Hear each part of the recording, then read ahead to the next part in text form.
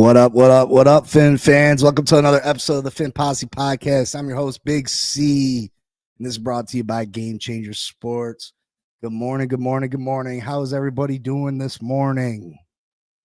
Monday morning, top of the week. Start everybody's work week. How's everybody doing this morning? How's everybody doing? The weather up here is pretty well, it's not nice. We were expecting some snow this weekend. I was kind of excited. I love when we get the snowstorms. I hate when we get the little dustings or the 3 inches. So my wife had told me that, hey, we're supposed to be getting some snow this weekend. I was like, cool, how much? She's like, well, we're supposed to get only 1 to 3 on Saturday, but Sunday we got a chance for another 6 to 8 inches. I was like, awesome. You know what I mean? It's almost a foot. You know what I mean? And then as the week progressed, it said that Sunday it turned to rain, freezing ice. So now all we got out there is some icky slosh. When it gets cold, it freezes, makes the roads terrible, the sidewalks terrible, just disgusting out there. I just like them big snowstorms where you can't leave the house, you can't do nothing. You just have to chill, put some movies on, drink your hot cocoa, and just chill. You know what I mean? Eat some good food, watch some movies, and just relax and watch the beauty of it all. Because when you look out your front door and you get them big snowstorms, it just looks so peaceful and the earth is untouched. And I don't know. I love it. Now, if I were to move a couple of hours to the northwest, where a lot of my family's from, Buffalo area, they get that lake effect snow and they get murdered up there. I mean, it's multiple times a year, 3-4 feet of snow. A couple years ago, they got 7 feet of snow within 48 hours. 7 feet of snow. 7 feet of snow. Could you imagine 7 feet of snow in less than 48 hours? It's that lake effect, baby. It's that lake effect. All right, so you can tell by the name on the thumbnail, we're going to be looking at, just like we have been the previous couple days, we're going to be looking at the NFL draft, and we've been breaking it down by positions of needs. We went quarterback, we went offensive line, defensive line, and now we're to the safety. We're to the safety position. Obviously, this is a huge area of need for the Miami Dolphins. We probably got 2 openings, as I know Jordan Poyer's not coming back. He was absolutely horrible for us last year. And I'm pretty sure Javon Holland is not going to be back neither. Now, Javon Holland, I got mixed emotions on Javon Holland. I've been a big Javon Holland fan. But you can't deny that Javon Holland, the last few years, has fallen off. His play has fallen off. And maybe some of it's to do with injuries. I think this year he was trying to make business decisions out there and not trying to get hurt because he knew it was a contract year for him. But there wasn't a bigger Javon Holland fan than I was at the beginning of this kid's career. When Chris Greer drafted him out of Oregon in the 2nd round, I was stoked. I loved his game tape. I thought he was phenomenal. He came in. He did not disappoint. He played at a very high level his first 2 years. Looked like a superstar in the making. He made it look all right that we had traded Micah Fitzpatrick. Because that was a sore subject with me, that we had traded Micah because Brian Flores couldn't get along. You know, and everybody wants to say good things about Brian Flores this, Brian Flores that. And in hindsight, they want to they want to act like he was this great coach and we let him go, blah, blah, blah, because of Tua. They just making it fit the narrative. But let's not forget that Brian Flores did some sus things too. Like, why would Brian Flores go and trade Micah Fitzpatrick? Because he didn't fit the way you were trying to use him. I think we can all agree that Micah Fitzpatrick is a phenomenal safety. Phenomenal safety. You're going to go trade our first round pick to the Pittsburgh Steelers because he didn't agree on how you were using him. Which, I mean, who knows better than the player themselves what's the best way to use them? What's their skill set? What do they do well and what don't they do well? And Micah felt that Brian Flores wasn't using him correctly, and he voiced his displeasure. And Brian Flores sent him he sent him shopping. He sent him out to the Pittsburgh Steelers. Pittsburgh Steelers get a all-pro safety, and we got left holding a first-round pick. I don't even know who did we end up using that first-round pick on. Who did we end up? Did we use that one on Austin Jackson, or I don't know. I don't think we got a player the caliber of Micah Fitzpatrick back, though. I can tell you that.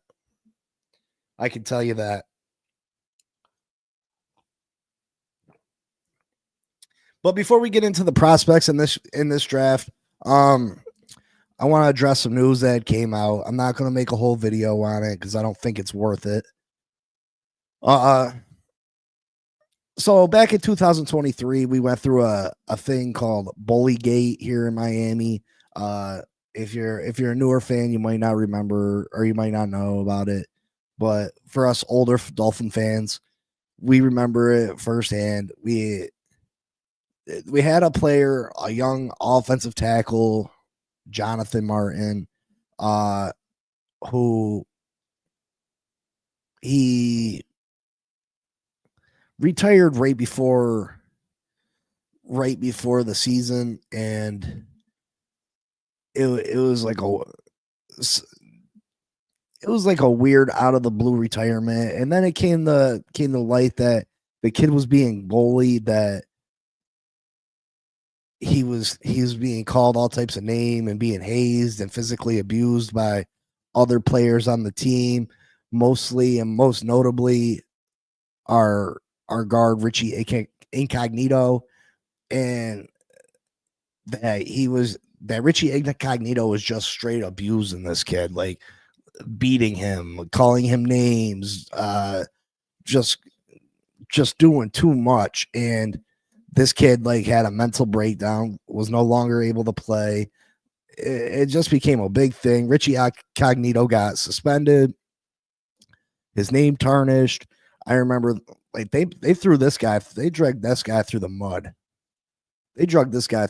Like they pulled up everything from his past.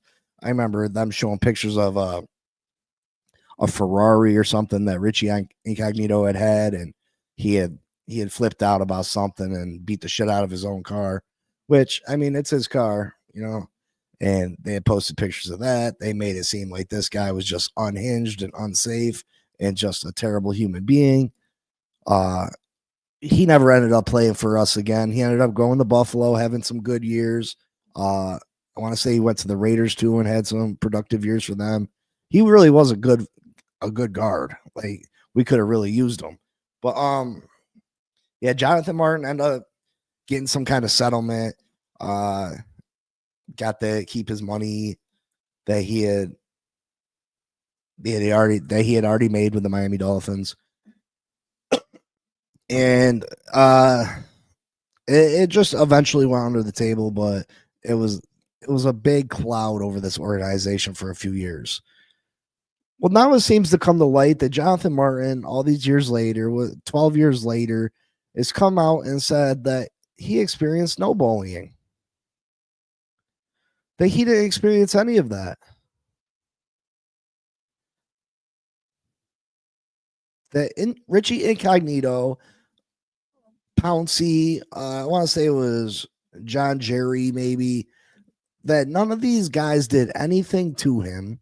He just realized that he was unable to hack it at the professional level, and that him and his mother came up with this cockamamie scheme to say that he was bullied so he wouldn't have to pay back his signing bonus. Yeah, you heard that right. Him and his mother came up with this scheme to throw all these guys under the bus, drag their names through the mud so they could keep their money. Listen, how low a human beings can you be? How low can you be to destroy somebody else's career, possibly their life, for your own benefit, for your own selfish needs?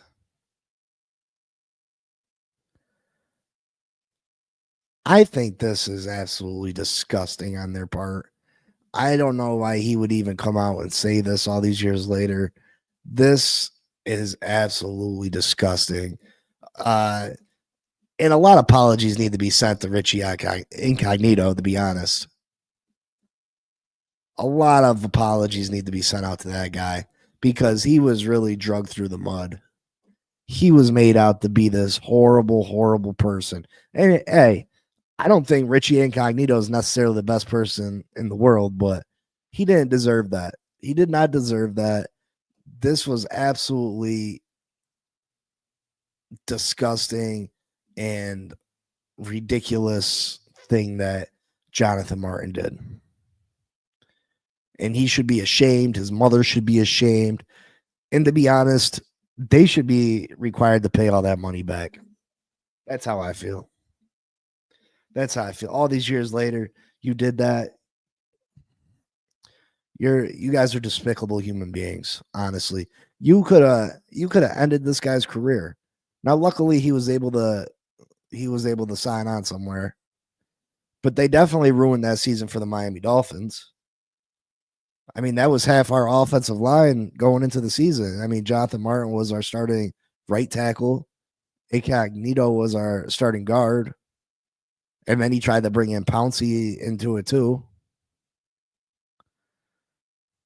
Absolutely disgusting. I don't know why all these years later he decided to bring it back up and let the truth be known. Maybe he's trying to stay relevant. I don't know, but this is not a good look. This is not a good look for him. They should be embarrassed and ashamed of what they did. And Richie Incognito, of course, is very upset and like, I told you. And he's on X posting pictures. Is this bullying? Is this bullying? The night before all this came out, there's pictures of Incognito and Jonathan Martin out at the bar together, out to eat together, laughing, smiling. They were actually kind of bullying Mike Pouncey a little bit, clowning him in pictures about like a shawl that he was wearing. These pictures were taken the night before. And Incognito's like, look, I told you, look, is this bullying? Absolutely ridiculous, absolutely disgusting. He should be ashamed. And I truly feel bad for Richie Incognito.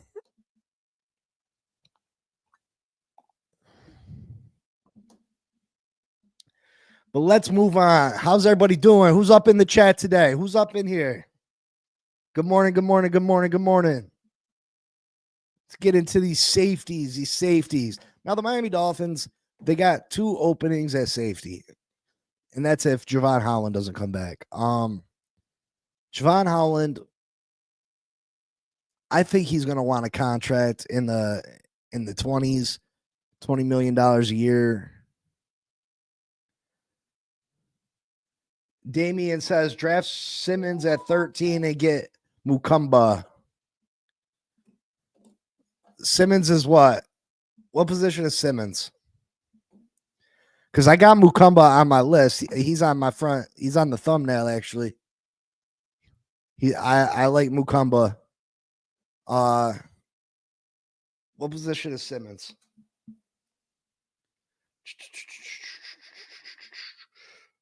Whoa, whoa, whoa, whoa, whoa, whoa.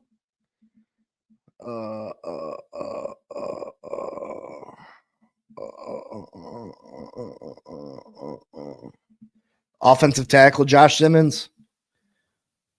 Yeah, I mean that wouldn't. Listen, I wouldn't be mad at that. Simmons is graded out pretty high.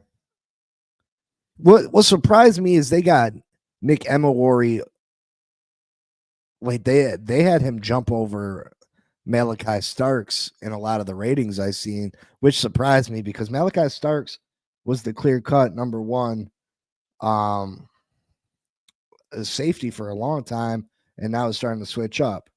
Now I'm kind of worried. I don't know what Chris Greer is going to do. We got to see how free agency pans out.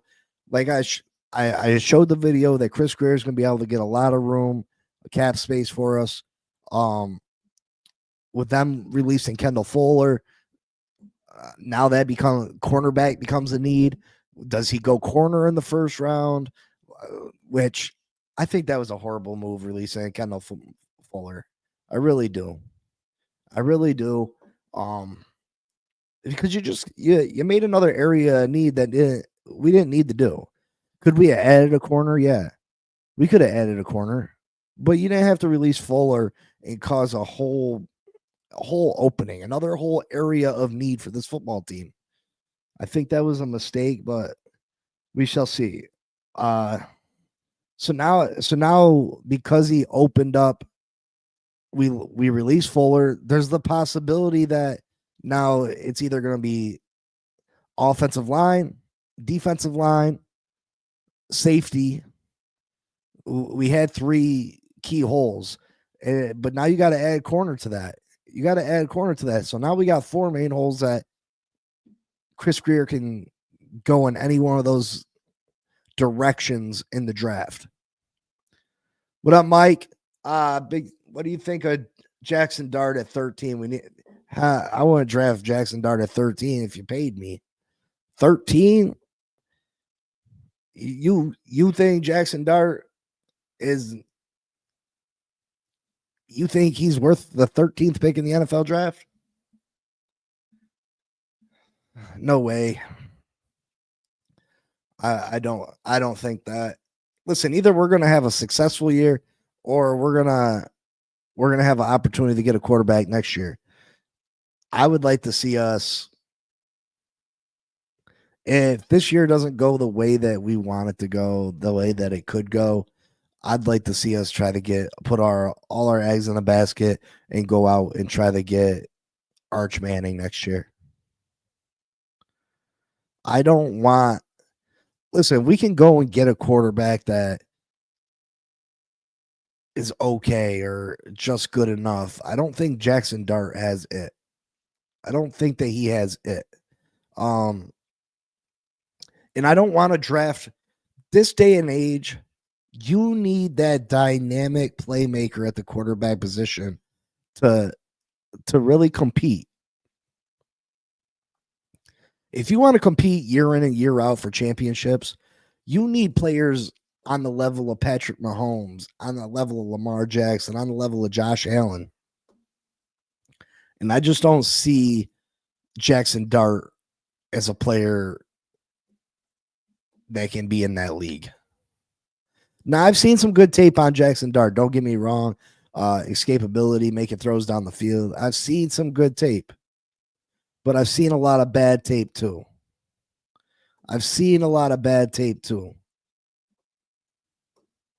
But I think you need to get top of the top and top tier talent at the quarterback position if you want to compete year in and year out. None of these middle of the road quarterbacks that you got to have I want a quarterback like Josh Allen, where if you take Josh Allen off that team, the Buffalo Bills are a 6-win team. I don't want a quarterback that, well, we surrounded them with so much talent that they should make the playoffs. No, no, I want that. I want that top end quarterback talent. I want one of the best the Jaden Daniels. What a home run he was for the Washington Commanders. Players of that magnitude. If they don't meet that criteria, I don't want them as our quarterback. Moving forward, that's my criteria for quarterback. You gotta be a playmaker. You gotta be a baller. You gotta have the possibility to move up in that top 5, top 7 quarterback rankings. Or I don't want you here. Why waste our time with mediocre quarterbacks or quarterbacks that are just good enough if we put enough around them? No, I'm tired of that. I want that playmaker. I want that game changer at the quarterback position. That's what I want. Timothy Washington says, Nick Emawari. Yeah, he ended up in a lot of the draft rankings, he ended up overtaking Malachi Starks. He's phenomenal. He's big. He's fast. He's exceptional. But we're going to go over that. So, obviously free agency comes before the draft. We have 2 open safety position on this team. Do I think we offer a contract to Javon Holland? Maybe, but I just don't think. I don't think we're going to be able to give him the amount of money he wants. And I really hope that Chris Greer doesn't overpay Javon Holland. I really don't. I think that would be a huge, huge mistake on the Dolphins' part. He's regressed in the last 2 years. I wouldn't mind bringing Javon back at 12, 13, maybe 14 million a year, but anything above that, I just don't like it. I just don't like it. I mean, other than that, you can get some stopgap players that can come in and play for us.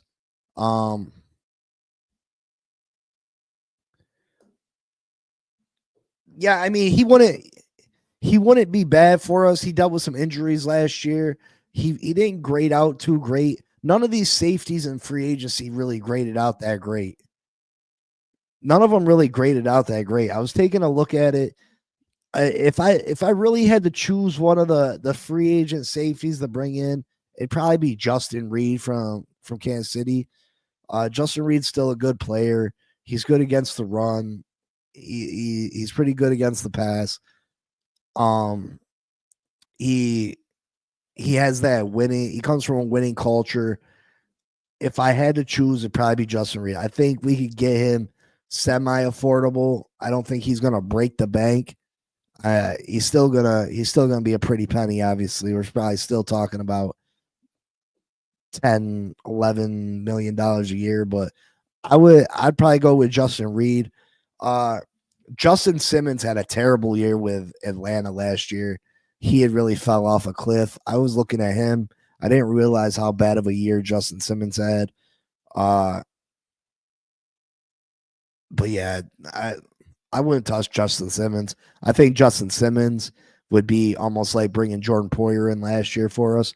I think he's lost whatever he had. Now he did deal with an injury last year, week 7. So maybe his rankings took a hit and he was playing injured the whole year. But this free agent class is tough.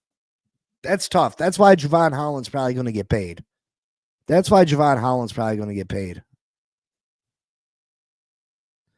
What do you guys think? Do you think that the Miami Dolphins should go out there and pay Javon Holland $18 to $20 million a year? Do you think the Miami Dolphins should pay Javon Holland $18 to $20 million a year? Because I just don't see it. I just don't see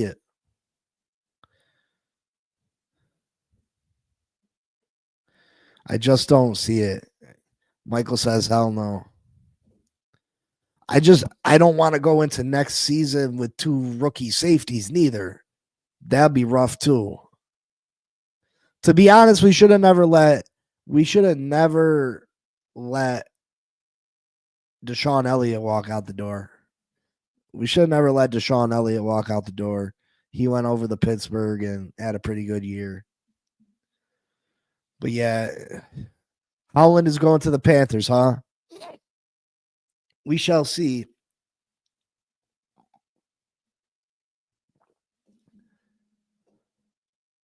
Timothy Washington thinks he's going to the Panthers too. Okay, okay. So in the draft, I want to take a look at some people that we can either get in the first round, second round, and the third round. Just a little bit of diversity, whether we go safety in the first round, we go somewhere else. So let's take a look at the mirror. So there's two top safeties in this draft. There's two top safeties. They were talking about Malachi Starks, and I've seen a lot of mock drafts where we take Malachi Starks. Malachi Starks, he's phenomenal. He's 6'1", 205. He runs the 40 in 4.35.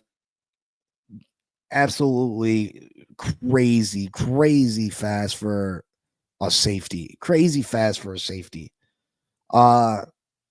He's a 5-star. He got a 5-star grade with ESPN. What jumps off the tape isn't just the raw athleticism. Throw his track speed is absolutely transparent, but rather how quickly Starks develops the football instincts to maximize those physical gifts. His transformation from pure athlete to defensive cornerstone is a masterclass in development, culminating in a Jim Thorpe Award finalist campaign that saw him dominate in multiple phases. Listen, you love to hear when a player's dominant.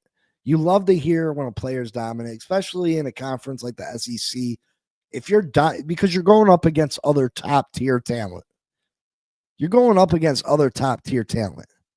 This isn't like someone that's in the Pac-12 or, you know what I mean? Like, this is someone going against other top end players that are going to be in the league. And he was dominant, absolutely dominant. His strengths, devastating, effective run defender who processes plays at warp speed, bringing in elite closing bursts and surgical angles to shut down rushing lanes before they develop. That's one of our biggest needs. Look how many missed tackles the Miami Dolphins had last year.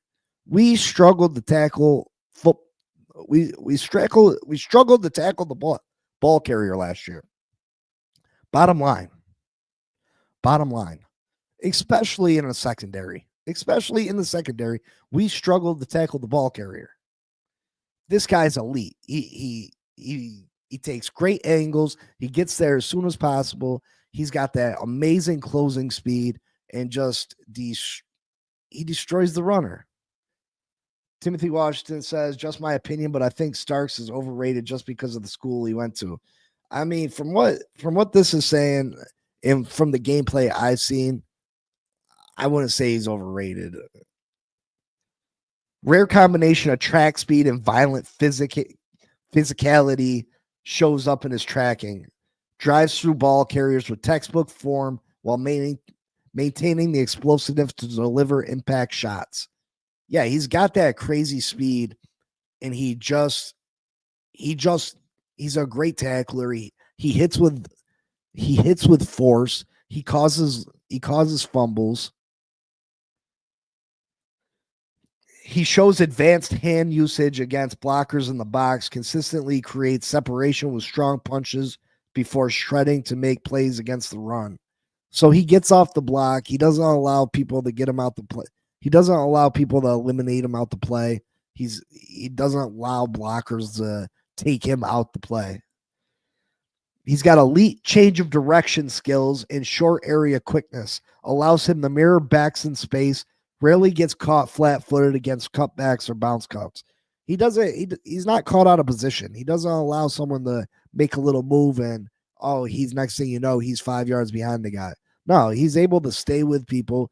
He's able to not allow someone to jerk him out of shoes, and he's able to stay with his target. Demonstrates natural instincts in zone coverage, particularly in matching patterns and feeling routes develop behind him while keeping eyes in the backfield. Verified 4.35 speed shows up consistently on tape, especially when ranging from deep alignment to make plays near the line of scrimmage. High football IQ manifests in pre-snap communication and adjustment. Consistently got Georgia's secondary aligned properly against motions and shifts. Listen, the NFL is becoming more and more shift oriented, a lot more pre-play movement. The fact that this guy's got a high football IQ and gets people in positions they need to be, that's big time. Shows natural hands and body control when playing the ball in the air, tracks it early and adjusts without losing speed. That's big time too. We need a safety that can take the ball away. This team was not very good at producing turnovers last year. Not very good at producing turnovers. We were a top 10 defense in most categories, except turnovers, getting turnovers and sacks. Two of the biggest categories there are on the defensive side of the ball. We weren't very good at it. We got to get better. And Malachi Starks would be a huge improvement of what we had last year. Starks didn't even have an interception last year. Sign Holland. Holland can't tackle. I think he's good, but I'm starting not to like Starks at 13. Yeah, I mean, I think he's got great potential. I think he can come in and play immediately. And yeah, maybe he didn't have a pick last year. Maybe he didn't. But he obviously has the ability to take the ball away. You know what I mean? Sometimes you're just not put in positions to make interceptions. A lot of the great corners in the NFL don't have interceptions. You know what I mean? They have very low totals in interceptions because people don't test them. People don't test them. I wouldn't be mad if we took Malachi Starks at 13. That's just me, though. I wouldn't be mad about that. The next one that we could go in the first round, I had seen him mocked to us in the second round, but he's moving up draft boards. That's Nick Emawari. This kid, he's 6'3", 227. Ideal size for a safety. He's that big boy safety. But he doesn't lose speed because of the size.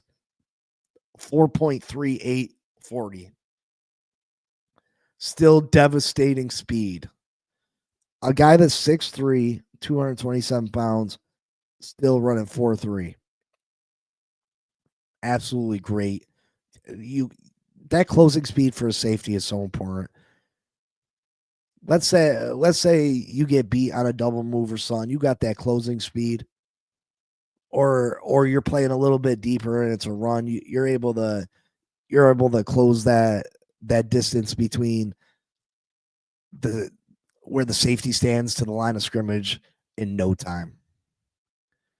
You're able to close the distance between you and the ball carrier in no time. And because he's 6'3", 227, you know he's laying the wood when he gets there.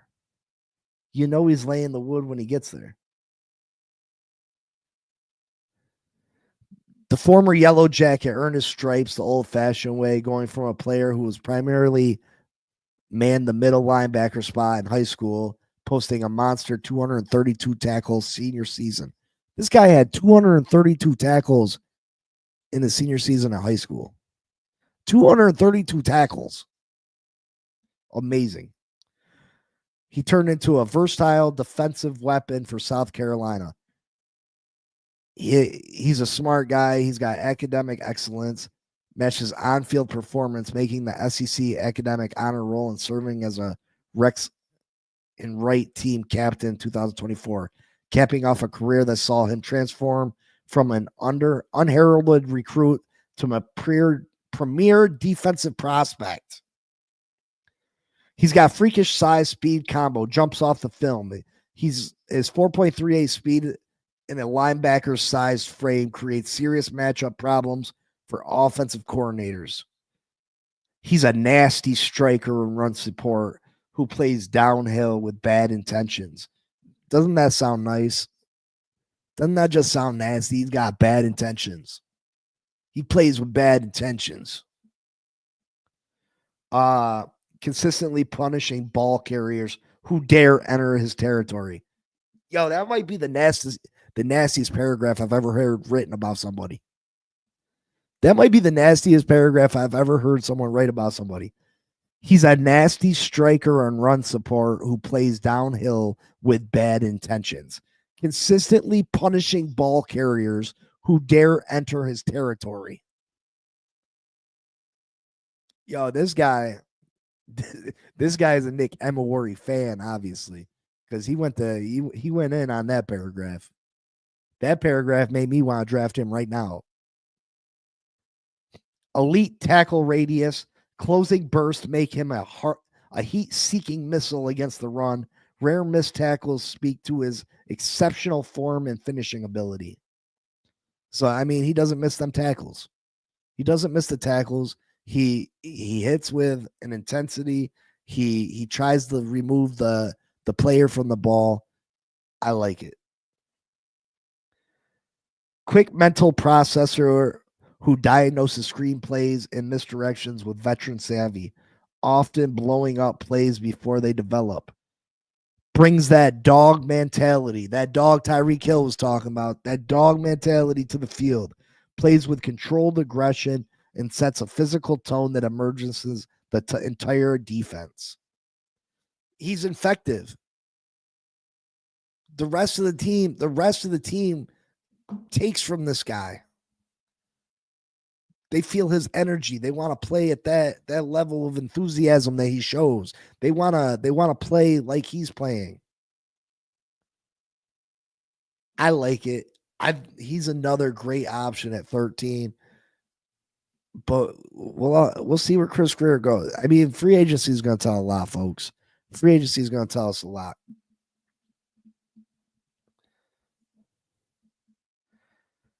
Now, let's say we end up going corner or offensive lineman or any other position that Chris Grier deems fit. Where else could we get a safety? Well, in the second round, I think if we went with one of the other positions in the first round, second round, I like Andrew Mukumba. Andrew Mukumba, University of Texas.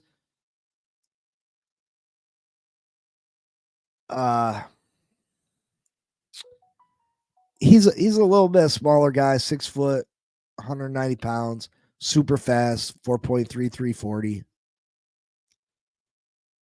But man, he's an exceptional player.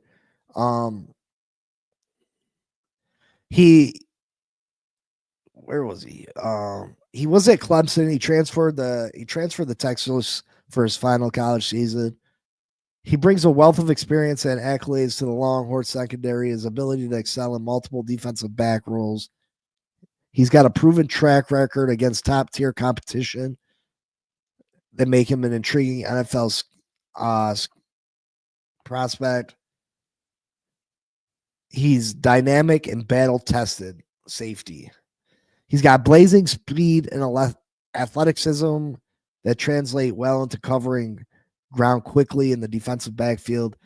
Versatile defender capable of playing multiple positions in the secondary, including both safety spots and cornerback. Strong coverage skills in both man and zone schemes, showcasing fluid hip movement and quick change of direction. Exceptional ball skills with a knack for breaking up passes and creating turnovers in crucial moments. High football IQ and instincts, evident in his ability to diagnose plays quickly and react appropriately. He's a solid tackler in space, demonstrating good form and consistency when wrapping up ball carriers. Listen, the guy's just a good football player. He's a good tackler. He's good in coverage. He's got great speed. He'd be a fantastic pick for us in the second round.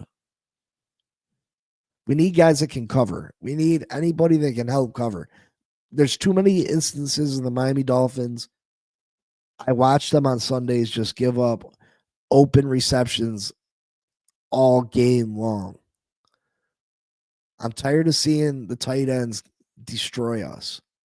Tight ends absolutely destroy us. What positions in the draft do you think we double dip? I'd say offensive line for sure. I'd say offensive line for sure. I mean, if you consider corner and safety defensive backs, then we're gonna double dip in defensive backs too. But yeah, I would say offensive line, we're gonna double dip. Make sure you guys like, subscribe, comment, share. It means the world to me. It helps out greatly. I appreciate you all so much. Seriously, it means so much to me. I appreciate y'all coming through this morning. Yeah, Andrew Mukumba would be a great pick for us. Like I said, super fast. He's got a great rating, 85.1 on NFL Draft Buzz, which isn't much lower than the two top safeties. The other two top safeties are at 87. He's at 85. So it's not that big of a loss. It's not, you know what I mean? A second round prospect that he can come in and step in and be a safety or a starter immediately, and he'd be an upgrade. He'd be an upgrade. Look how many times Jordan Poyer got beat last year. Look how many wins do you think that's good for if Jordan Poyer wasn't out there getting beat like a ragged dog? And then let's say we wait till the third round to go safety. I don't necessarily see that happening. I like Malachi Moore out of Alabama. He's 6 foot, 198 pounds, so not the biggest guy. He only runs a 4.540, so he's not super fast neither. But he's a great tackler. He's great in run defense, great in coverage. He's just great all around. He's got a real high rating. I think because he is on a little bit on the smaller side, a little bit on the slower side, that his ranking takes a hit where he's going to be drafted. But I think he can come in and be a great player for us, especially in the third round. Moore was a standout, posting 83 tackles and 4 picks as a senior. His selection to the All-American Bowl underscored his status as one of the nation's top safety prospects in this class.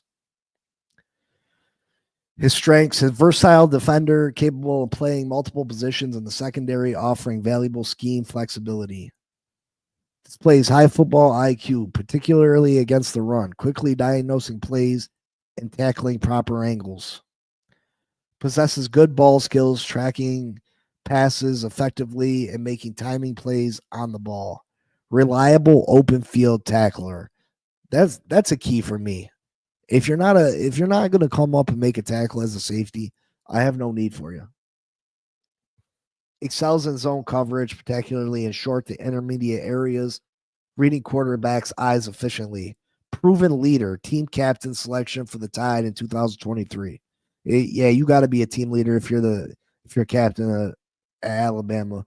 Consistent contributor in both run support and pass coverage throughout his collegiate career. Special teams experience adds value to his NFL draft stock.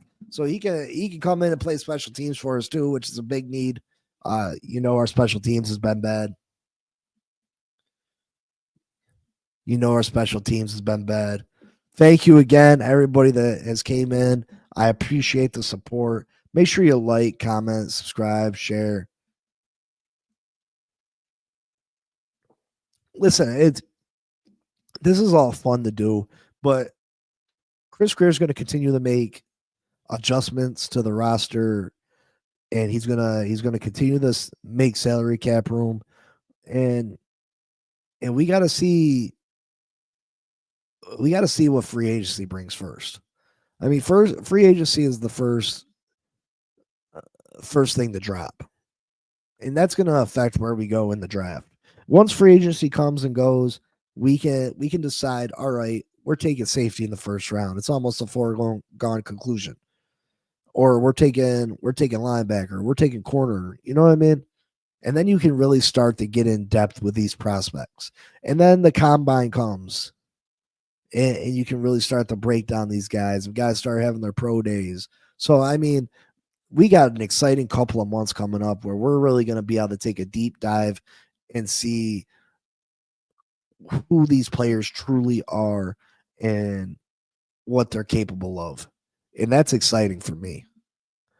What are your thoughts on Jonas Sanker, safety from Virginia?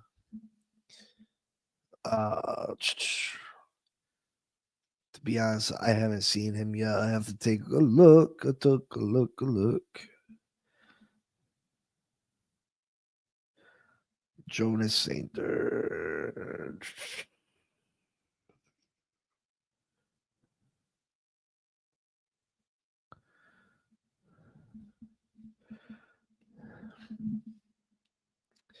Let's see. He's 6'1", 210, runs a 4.55 40. Uh,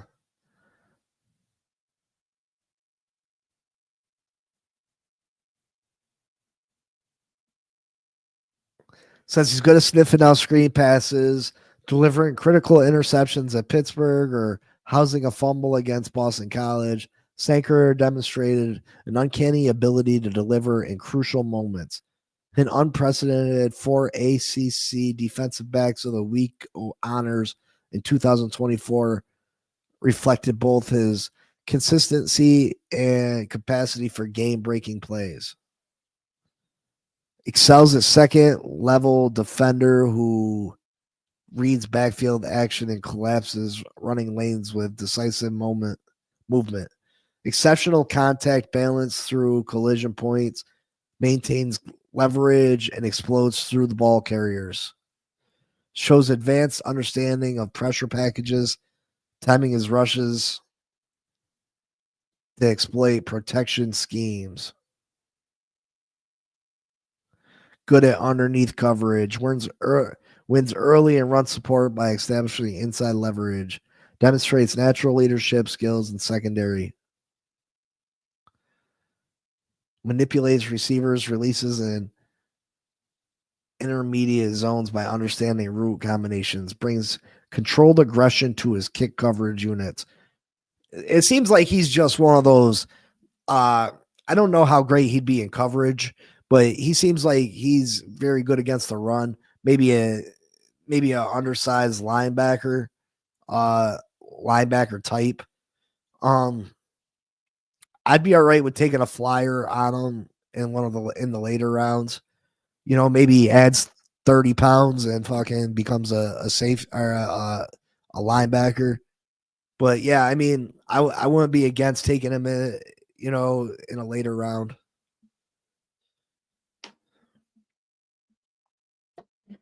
But yeah, we're gonna start. Maybe we'll do our first mock draft tomorrow. You guys want to do a mock draft tomorrow? Some of the I gotta find a good mock draft site because some of the mock draft sites they be taking random ass people that isn't really realistic, so it messes everything up. All right, so we'll do a mock draft tomorrow. We're gonna do a bunch of mock drafts. Don't you worry. Uh, but yeah, I mean, like I said, how about we do a mock draft tomorrow? Well, actually, let's do before. Let's not do a mock draft tomorrow. Let's go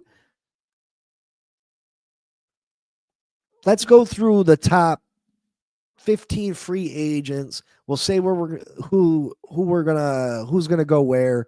We'll talk about who we'd like to sign and we'll sign them the contracts. We'll spend our free agent money. Let's say that we got $48 million to spend. So tomorrow we're going to start free agency with $48 million to spend. Bradley Chubb has been renegotiated. Armstead's renegotiated, so they're both on the team for next year. Hypothetically, Armstead and Chubb are back next year. We got $48 million to spend in free agency. We'll spend our free agent dollars tomorrow, and then we'll go into the mock draft with whatever team needs we have after that. Sound cool? So it's almost like we're playing pretend. But we'll spend our free agent dollars tomorrow, and then Wednesday we'll do a mock draft based on our team needs after free agency. Does that make sense? Did I explain myself correctly? But yeah, I'm gonna take off real quick. I gotta go pick up. I'm going to pick up a signed Javon Howland jersey right now, actually, and a signed Dan Marino jersey. You'll see it tomorrow. It'll be hung up. I got a few other Dan Marino signed jerseys, but this one is a throwback one. I really like it, so I'm going to get it right now. I'll be back tomorrow, 10 a.m. You know what it is. Thank you. Like, subscribe, comment, and share. Listen, I seen a whole bunch of you up in here. I better see at least 10 likes in the next 10 minutes. Show your support for the boy. I appreciate you all. Love you all. Thank you so much. And you know what it is. Fins up. What? Peace.